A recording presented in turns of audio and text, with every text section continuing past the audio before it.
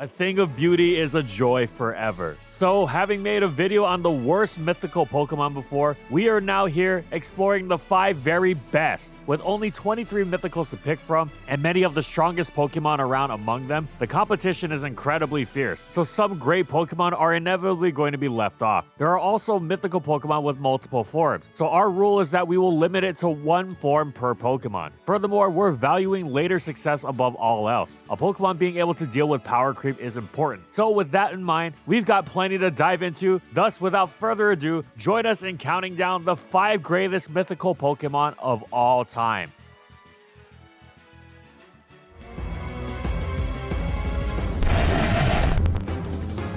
From generations 4 through 6, Darkrai was a major uber, and so uniquely so that it was a source of controversy. If you think Sleep has been bad in OU metagames where it's being wielded by Breloom, and yes, Breloom is incredibly irritating to deal with, it's nothing compared to Darkrai's primary weapon in its prime. It's about 1,000,000 times faster, its amazing base 125 speed even gets to jump on the incredibly speedy Arceus, as well as other major speed benchmarkers of those generations, the Lati twins, so it's not difficult at all for Darkrai to outrun and sleep something. Even just getting the sleep off already does damage, by the way, because of its Bad Dreams ability that deals 12.5% damage to sleeping Pokemon. And this is a tool as incredible as it is unique. You can sleep something and break focus sashes at the same time, so its Dark Void is functionally a fake out that also sleeps, making Darkrai a centerpiece of many lead-off interactions. Incidentally, Bad Dreams also activates even if you sleep of your own volition, like rest. Dark is like that annoying Instagram influencer yelling at you to wake up at 4:30 a.m. and get on your grind set. Except whereas those people are just obnoxiously trying to sell you something, Darkrai actively weaponizes it to damage your Pokemon.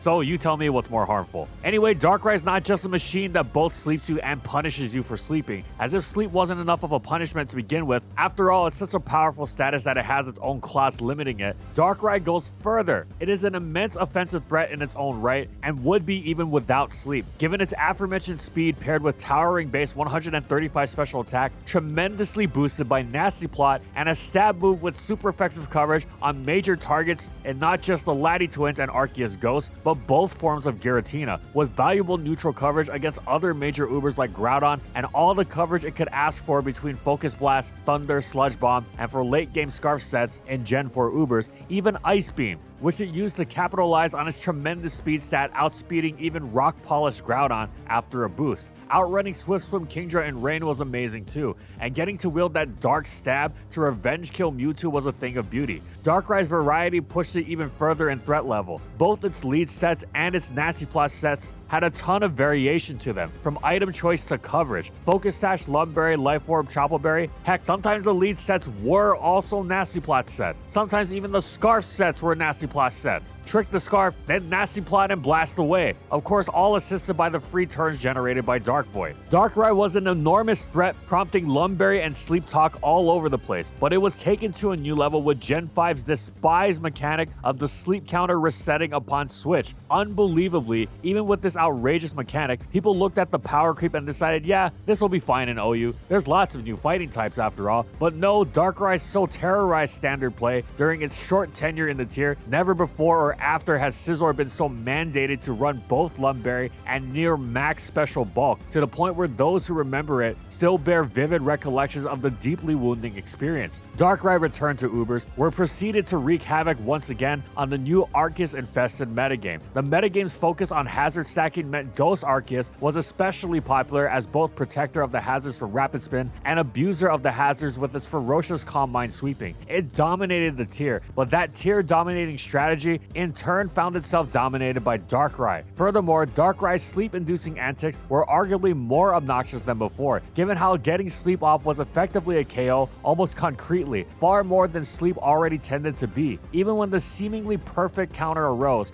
max special defense rest Sleep Talk Kyogre, Darkrai needed only to dip into its move pool to smash it with Thunder. With good play to maintain Rain, this also tended to put in work against teams relying on Regenerator Sleep Talk Choice Band Ho-Oh. It came to a head in Oras, despite the introduction of Fairy types stuffing both its Dark Stab and its longtime favorite coverage and Focus Blast, which had previously hit everything in the game for at least neutral damage. Darkrai still thrived, not just because its Dark Pulse now hit steel types for neutral damage, although yes, that was huge, but primarily fast sleep on hyper offense teams was just insane, given the monstrous threats it was supporting. In fact, it was largely thanks to Darkrai that the standard hyper offense team was so popular, defining and spammed. Even if you knew it was coming, you struggled greatly to not collapse under its weight. And this wasn't just because of the sheer power of Darkrai's teammates, but how they were enabled by both Darkrai and its longtime favorite partner, lead Deoxys Speed. Deoxys Speed getting up at least Stealth Rock, if not also a layer of spikes, while sacrificing itself and denying the opponent theirs, and Darkrai then coming in and effectively leveling the playing field with Dark Void before proceeding to put immense pressure on the opponent had been a tried and true strategy since Gen 4, and it was especially ferocious here when setting the table for Primal Groudon, Mega Salamence, Extreme Killer Arceus, and Geomancy Xerneas. Speaking of Xerneas, its great special bulk and fairy typing meant it loved to switch into Darkrai post-sleep, right? Maybe its Scarf set could even run Sleep Talk, making it a perfect counter? In a similar vein, Fairy Arceus was a perfect Darkrai answer, right? Nope, that's where Sludge Bomb came in. Here's how insanely overwhelming Darkrai was in Gen 6. The Oraz Uber's player base eventually held a major invitational tournament with it banned. Not any of those insane threats mentioned earlier. They were just so utterly sick and tired of Dark Void's oppressive nature. It didn't get banned or anything, but it echoed the sentiment that had been prevalent for some time, which was that for all the increasingly absurd power in Ubers, Darkrai was the real pain. Sadly, Darkrai suffered for the sins of VGC Smeargle in Gen 7 with the completely overdone Dark Void nerf. Seriously, if Dark Void fails when used by any non-Darkrai Pokemon anyway, why on earth does it also need to go from 80% to 50% accurate? Darkrai was suddenly rendered unviable in Ubers. Nobody was trying to rely on Hypnosis only for Darkrai to struggle anyway against the new metagame dominated by Magearna, Zygarde Complete, and Ultra Necrozma. Power crept defense and offense alike didn't have any trouble at all with a Darkrai that couldn't threaten sleep. This wasn't Gen 4. There was talk of testing Darkrai in OU, but it didn't come to anything. There, its speed and special attack were still too much, especially with Z moves under its belt. Yes, Magearna was also there, but Darkrai got so much more opportunity by virtue of how much it threatened in OU, and the thought of a +2 all-out pummeling was immensely frightening. You couldn't even rely on Focus Miss in that situation, to say nothing of the massive power boost. Plus, Greninja Specs Dark Pulses were already scary before it became Ash. You didn't want Darkrai doing that, but even faster and way stronger. Darkrai took Generation 8 off, but finally fell out of Ubers, and this time for good in Gen 9. In classic Darkrai fashion though, it's had its share of controversy, as even without Dark Void, its sleep-inducing antics were arguably OU's greatest mind grain for some time. In fact, the lower accuracy of Hypnosis sometimes even worked in its favor. You try to switch in something specifically to sacrifice the sleep, and then Darkrai could choose to attack you. Eventually, sleep as a whole was banned, largely in part thanks to Darkrai. However, it's here that it's found a role for excellence even without sleep to brandish. It is a top-tier threat between its superb speed, special attack, dark stab, nasty plot, and wide move pool. Oh, the tier is ruled by the fighting type Great Tusk, you say. Yeah, never mind, that's getting obliterated by Ice Beam. Darkrai took its Sludge Bomb crushing fairy types to new levels too. With Terastallization, not only does it smash through Enamorus and Clefable with great ease through Terra Poison's added power, it also switches into weakness for resistance, and not just to fairy either, but to fighting as well, meaning it can take on what would otherwise be a perfect answer in Zamazenta. It can also dip into its support move pool with Will-O-Wisp, which, talk about ruining Zamazenta, as well as generally being a pain to switch into. So overall, even if time has knocked it down, Darkrai absolutely must be considered one of the best mythicals of all time.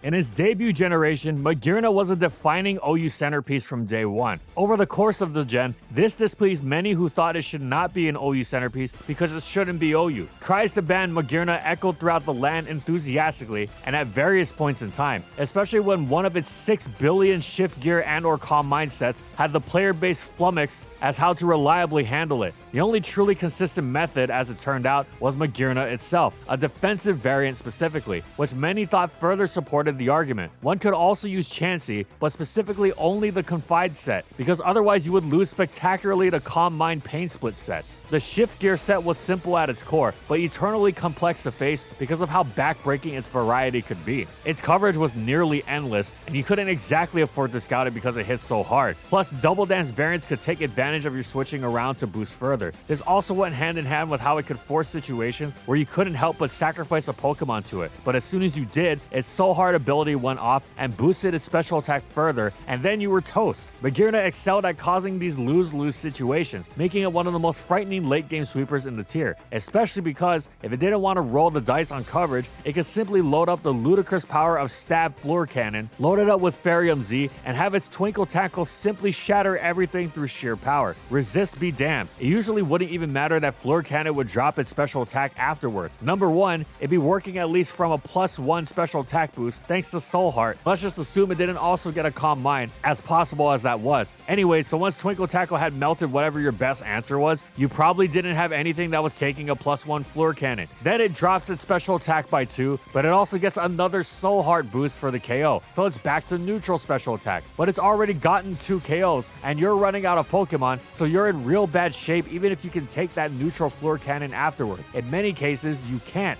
There's also the fact that thanks to Magearna's amazing natural bulk, even if you can withstand a hit from it, you're not necessarily taking it out in return. In fact, you might just let it boost even more. Magearna couldn't do everything all at once, of course, which is why it ultimately wasn't banned, but it was still dreaded by the player base. Its defensive utility was a tremendous positive for OU, so that at least helped. Its bulky sets, whether the Heal Bell Leftovers variants on balance teams or the all-out attacking Assault Vest sets anchoring more offensive builds, were prized for their ability to both tank major threats like Tapu Lele, with the Assault Vest variant helping prevent an Ash Greninja transformation by devouring even Hydro Pumps, and yes, opposing Magearna was its biggest target, which is why it used Iron Head to break through Calm Mind boosts. In addition, these sets also swung momentum beautifully with Vault Switch, meaning they weren't passive hit takers, but instead active enablers of their team's progress-making game plan. Magearna was even valuable in Ubers. It was especially important in Sun and Moon, pre-Ultra Sun and Moon, and the introduction of a major competitor for its role in the incredible Necrozma Duskmane. But its role as arguably the most reliable Xerneas answer in the game was tremendous, while providing Heal Bell support that Duskmane couldn't match. The slower pace of the Z and Megalith Gen 8 allowed Magearna to unleash ferocious levels of carnage with a Choice Spec set. The immediacy of its Floor Cannons put immense pressure on pretty much the entire metagame, save perhaps Toxapex, which loathed eating a Spec's Volt Switch. The fact it so eviscerated grounds actually made it immensely good at spamming Volt Switch freely, which made it even more annoying. It wasn't just a terror with Specs either. The dual Dance Sweeper, now armed with the healing of Draining Kiss for Fairy Stab and the incredible strength of a super boosted Stored Power, which blasted even Resist, and whose Toxapex shredding coverage complemented Draining Kiss wonderfully. It completely dominated the Isle of Armor metagame, then came back for the Crown Tundra, and even with new checks like Assault Vest, Earthquake, Galarian, Slowking, Specs Magearna still tore the tier to shreds like nobody's business and got itself banned a second time. And Gen 9, wow, who could have seen Magearna with Terra on its sign being comically ridiculous? The usual suspects returned, Choice Specs, Dual Dance, Shift Gear 3 attacks, and were more frightening than ever, whether through the strengthening of its stabs to obscene levels or through the flipping of the type chart on would-be answers, as if Magearna wasn't good enough at that already. And that's not all. In Gen 9, Magearna got Spikes, as if it didn't already pull off the actively useful support role with sufficient aplomb. Its set variety just got crazier and crazier. It was also a terrific late-game threat, with Trick Room weaponizing its lower speed against the fastest OU metagame ever, and eventually even became a terrific Trick Room setter with Floor Cannon alongside a Jetpack. As a result, it racked up its second Uber placement, and as such, Magearna is the epitome of the Fairy type push to the extreme.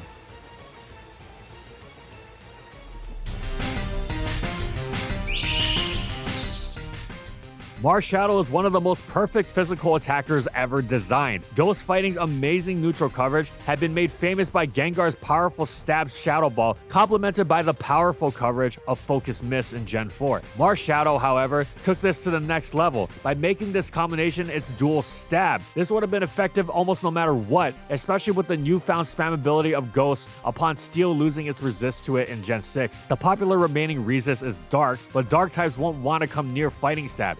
Conversely, the Psychic and Ghost types that could take fighting moves would run in terror from Ghost Stab. However, that was just the beginning for Marshadow and the excellent 125 attack it wielded. Its signature move in Ghost Stab, Spectral Thief, came in at a strong 90 base power and even came with the almost Ditto-esque quality of stealing an opponent's boost, should they have any, before attacking. Marshadow usually preferred Life Orb, but it could also opt for a signature Z Crystal, Marshadium Z, which turned Spectral Thief into the absurdly strong Z move, Soul Stealing 7-star Strike. Its great name matched by the ludicrous 195 base power it clocked in at. Anyway, Spectral Thief and Close Combat clobbered so much in the metagame, not just because of their great coverage and power from Marshadow's great attack, but because they got so much opportunity via its amazing base speed equal to Darkrai. Forget checking this with OU speedsters like Tornadus Therian and Greninja. And if you had a faster Pokemon like Tapu Koko, Mega Alakazam, or a Scarfer, it better be healthy and better not be Ghost Weak, because that wouldn't work either. Marshadow's Shadow Sneak wasn't just great because it was stab priority. It was also boosted further by its Technician ability in the same way Scizor's Bullet Punch became famous, with a nearly identical attack stat to boot. Oh, and you wouldn't be able to answer with the resident fighting answer Landorus T either, because Technician, alongside Life Orb, and a solid base 90 special attack stat, powered up Hidden Power Ice as well. It was effectively hitting as hard as Ice Beam, so Lando T stood no chance. Marshadow absolutely shattered Gen 7, en route to being possibly the fastest Pokemon banned from an OU tier ever. It was a mere matter of hours. You could theoretically have slept through its entire tenure in the metagame. It didn't stop there either. It went on and wielded that Darkrai speed stat en route to becoming a defining terror in Ubers as well. It wasn't just a major threat in its own right, but also incredibly important defensively. That speed stat placing it above Arceus was invaluable against all sorts of forms, but especially useful against Extreme Killer normal Arceus, since Marshadow's Ghost typing made it immune to extreme speed, and Close Combat of course destroyed it super effectively. It was both unique and incredibly effective as a check, and such was its impact on the tier that it forced Extreme Killer to run Chapel Berry quite often, which was a solid choice but did not come without a cost, as E-Killer generally loved the status seal of Lumberry. Marshadow was superb in Gen 8 Ubers as well. The tier was of course entirely defined by the dynamic between the Ghost spam of Caloric Shadow and Eviltal's heroic attempts to defend against it, and Marshadow loved exacerbating this Ghost spam with its Spectral Thief, sometimes even Poltergeist on the newly used Choice Band set. It actually even helped deal with opposing Caloric Shadow thanks to the power of Technician Shadow Sneak. Furthermore, it was a Ghost that couldn't be safely checked by Eviltal, and it excelled at wall breaking through the way it exerted immense pressure on other defensive staples like Eternatus and Duskmane. Even something like Heavy Duty Boots Ho-Oh wasn't safe. It just took one Technician Rock Tomb. Despite its lack of major defensive utility owing to its relative frailty, there weren't even Arceus forms around to check. Marshadow was one of the best Pokemon in the game. Again, we can't stress enough how perfectly designed it is to simply smash through everything in sight. That's why even though it's only been in 2 gens, it's ranked this highly. It has absolutely dominated them, and there is no reason to believe it would have slowed down at all had it been introduced into Gen 9.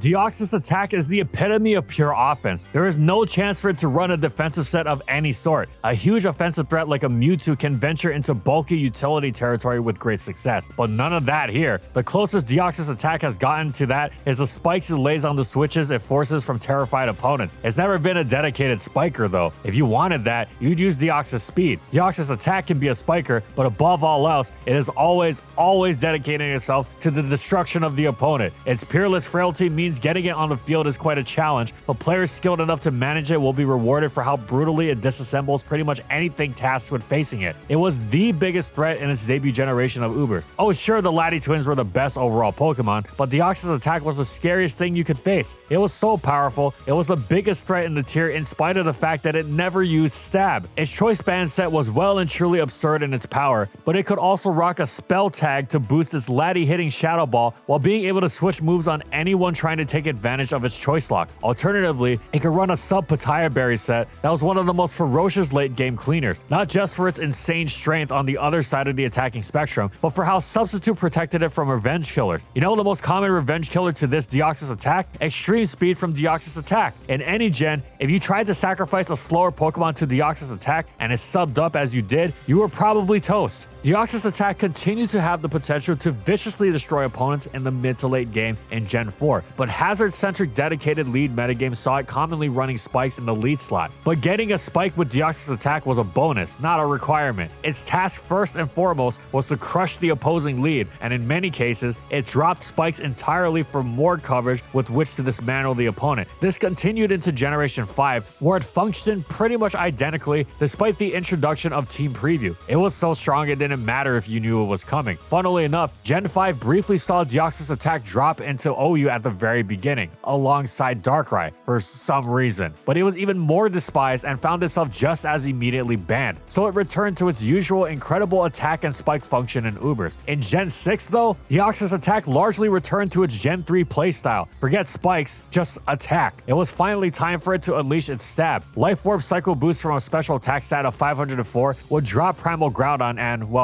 pretty much everything else too. Offense teams wouldn't need to rely on the multi-turn setup of rocks and spikes when they had DOA around. They could operate more quickly, get the rocks up, get DOA in, and watch it fly, easily wall breaking for its teammates to clean up efficiently later on. The addition of the quad psychic resistant Necrozma Duskmane in Ultra Sun and Moon, as well as the offensive threat of Ultra Necrozma and the ensuing popularity of Scarf Yveltal, slowed Deoxys attack down quite a bit. It was still a threat, just not as peerless as it had been before, including in Sun and Moon. Before all this Ultra stuff came around, it was once again a terrifying threat, especially when paired with Tapu Lele's Psychic Terrain. That Life Orb Psycho Boost packed genuinely incomprehensible power, throttling even the likes of Magearna while also guarding it from opposing priority. After taking Gen 8 off, Deoxys attack has returned to once again threaten Gen 9 Ubers. It's tougher than ever to use, with its frailty standing out next to its competition, which also hits incredibly hard and isn't knocked over by a light breeze, but is still Deoxys attack, and nothing can truly change that. Though it's rarer, it can still be scary like little else, especially when it terrestrializes into a ghost and lets loose its Shadow Ball. Not only does it newly threaten Duskmane, it is DOA spamming the most spammable attacking type in the game. Despite its limitations, Deoxys attack is the most frightening of all Deoxys forms and one of the most frightening Pokemon ever made. And before we get to number 1, we have to give a quick honorary mention to Genesect, which was the king of Gen 5, getting banned in spectacular fashion from OU and utterly dominating Ubers. In Gen 6 through 8, it kept getting tested in OU again and kept ripping it apart over and over. What held it off this list is that starting in Gen 6, its Uber's viability completely disappeared, but it had to be mentioned.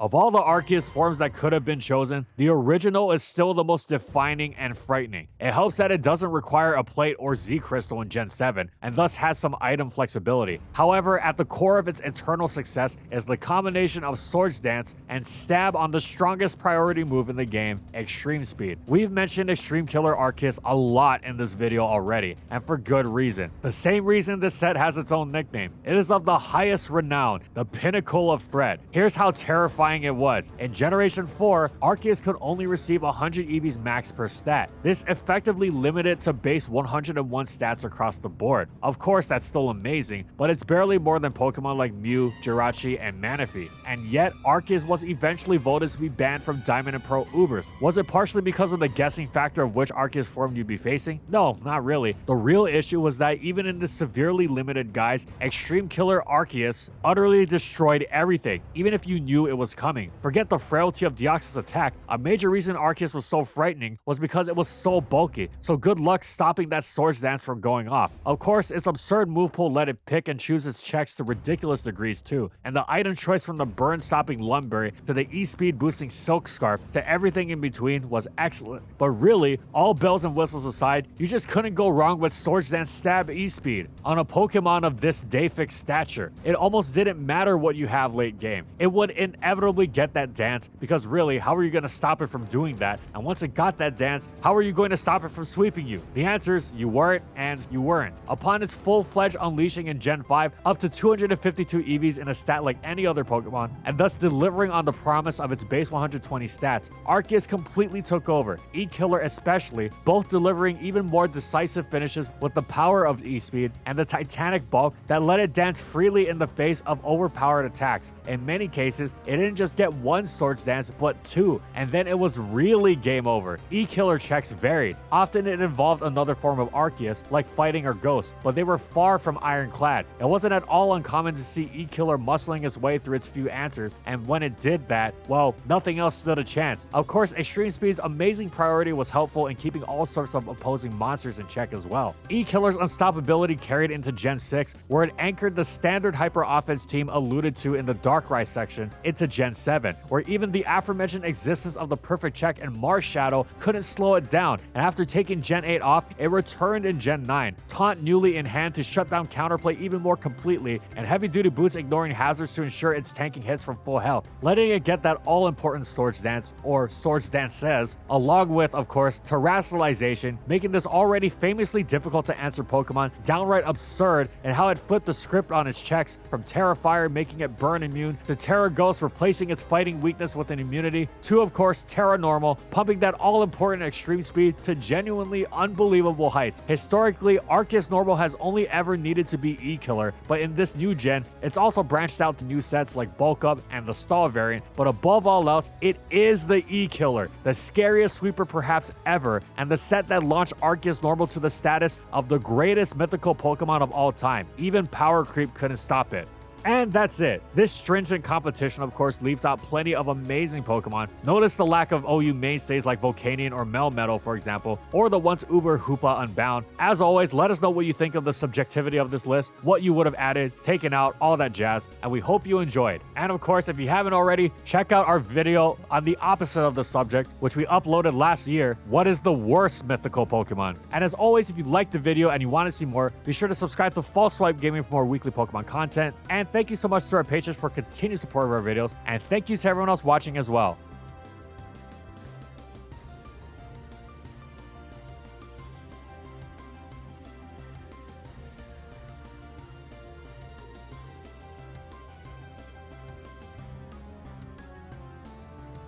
And thank you so much to our Platinum patrons. Thank you to Amphozenus, Alex Sable, Anthony Belval Renault, Bingleton, Daniel Isbeast, Funky, Glitcherton, Howl, Megamon VGC, Nurse Jake, Jack G, Lord of the Rabbit, Pretzel SP, Spavoon, Gylaria, Soros and Croxon, Shiwei Miji, Stoneface Colin, Kiboflu, and Quetzalcoatl Northropi for their major support of our videos.